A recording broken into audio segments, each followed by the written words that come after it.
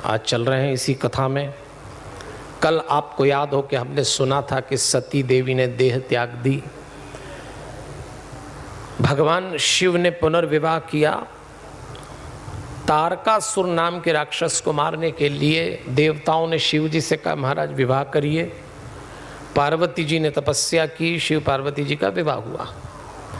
अब जो आज घटना आने वाली है उसमें आएगी सबसे पहले शिव और पार्वती जी के यहाँ संतानों का जन्म होना आरंभ होगा, तो उसमें तारकासुर का जन्म होगा।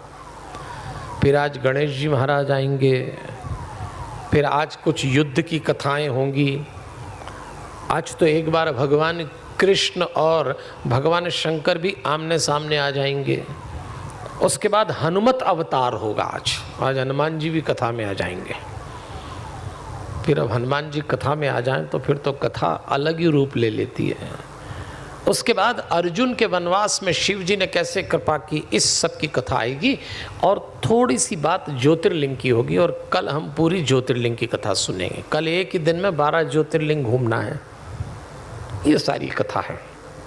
तो चलिए कथा में चलते हैं। उसके पहले मैं आपको एक छोटी सी कथा सुनाता हूँ, ध्यान से सुनना। 2 हिस्से की छोटी सी कहानी है। इसका पहला हिस्सा समझ में आए तो दूसरा भी आ जाएगा। ध्यान से सुनिएगा। एक मित्र के यहाँ दूसरा मित्र आया।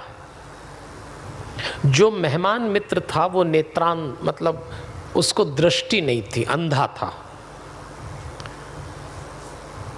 दोनों ने भोजन पानी किया और जब जाने का समय आया तो जो मेज़बान था, जिसका घर था, मेहमान अंधा, तो उसने अपने मित्र से कहा रात हो गई, तुम्हें दिखता नहीं है और तुम्हें जाना है। हाँ बोले जाना तो है।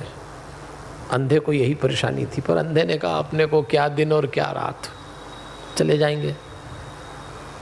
तो जिसका घर था उस मित्र ने एक लालटेन जलाई और कहा ये लालटेन अपने हाथ में लेके जाना, काम आएगी। अंधा हंसा। उसने कहा तुम भी कमाल करते हो, मेरा मजाक बना रहे हो? मैं अंधा हूं, लालटेन ले जाके क्या करूंगा? कौन सा रास्ता दिख रहा है मुझको? जो बैठा था, जिसका घर था, उसने कहा मित्र मैं मजाक नहीं बना रहा, और नहीं ये लालटेन मैं इसलिए दे रहा हूं कि तुम देख सको, तुम तो देख नहीं पाते, लेकिन ये लालटेन मैं तुमको इसलिए दे रहा हूं कि जब अंधेरे में तुम चलो तो कोई दूसरा आता हुआ ये देख ले कि रोशनी है, हाथ में लालटेन है, तो कोई चला आ रहा है। तुम तो नहीं देख पाओगे, पर इस लालटेन के कारण कोई दूसरा तुम्हें देख लेगा तो टकराएगा नहीं, फिर भी तुम्हारा भला हो जाएगा। तो उसने लालटेन हाथ में ले ली। ये कहानी का पहला हिस्सा है। और जब वो चला तो उधर से कोई आदमी चला आ रहा था। अंधेरा था, हवा तेज चल रही थी, और तेज हवा में लालटेन बुझ गई। लेकिन अंधा था, उसे तो मालूम ही नहीं पड़ा कि लालटेन बुझ गई। वो तो समझ रहा जली हुई है तो लिए चला जा रहा है।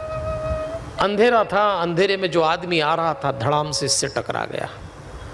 और जैसे ही टकराया तो जो आदमी टकराया था वो गिरते ही बोला अंधे हो क्या, देख के नहीं चलते? तो ये तो बोला सच बात है भैया, मैं तो अंधा ही हूं, मुझे तो दिखता नहीं है, लेकिन तुम भी अंधे ही दिख रहे हो। तो उसने कहा मैं अंधा कैसे?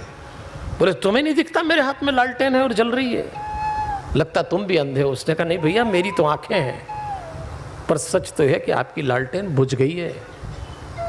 तब उस अंधे को पता लगा ओ जल रही थी, मैं समझ रहा जल रही, बुझ गई तो मैं टकरा ही गया। ये कहानी हमारे जीवन पे लागू हो जाती है तो दार्शनिक कहानी, पर इसकी 2 घटनाएं हमको सिखा रही है कि उस मित्र ने अपने मित्र जो अंधे थे, जिनको मार्ग ठीक से नहीं दिखाई दे रहा था, उसको इस बात के लिए लालटेन दी कि तेरे लिए नहीं, कोई दूसरा तुझे देख ले और पहचान जाए, बच जाए। ये कहानी हमारी और हमारे बच्चों की कहानी है।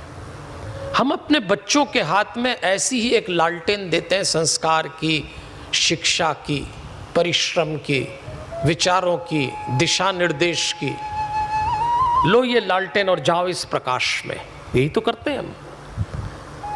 और ये जो उम्र होती है, ये उम्र अंधी होती है। इसमें कुछ चीज दिखते हुए भी नहीं दिखती।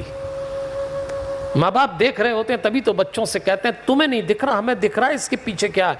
और वो कहते हैं अरे छोड़ो, ये अंधापन है। तो एक लालटेन थमा दी गई और माँ बाप बेफिक्र हो जाते हैं कि अपन ने लालटेन थमा दी तो इसको भले ही नहीं दिखे पर कोई दूसरा तो नहीं टकराएगा, और माँ बाप आराम से घर में बैठ जाते हैं। लेकिन उसी समय लालटेन बुझ जाती है, और जब बुझ जाती है तो कोई दूसरा आके टकरा जाता है।